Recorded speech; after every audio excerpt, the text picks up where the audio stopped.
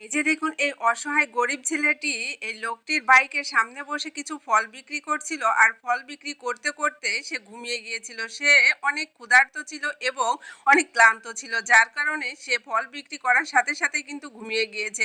আর দেখুন এই ভাইটি এসে যখন দেখলো তার বাইকের সামনে ছোট্ট ছেলেটি ঘুমিয়ে আছে, তখন কিন্তু তাকে ডাকলো না।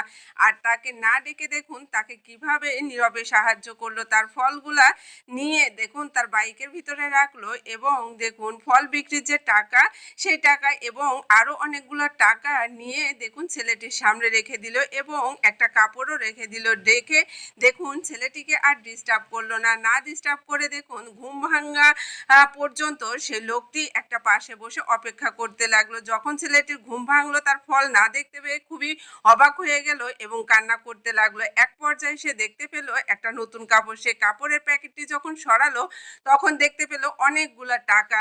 দেখুন সেই টাকা পেয়ে ছোট্ট ছেলেটি কতটা খুশি হয়ে সেখান থেকে চলে গেল। দেখুন এই লোকটি যে কাজটি করলো সত্যিই অনেক ভালো একটি কাজ করলো। এই লোকটির কাজটি যদি ভালো লাগে অবশ্যই শেয়ার করবেন।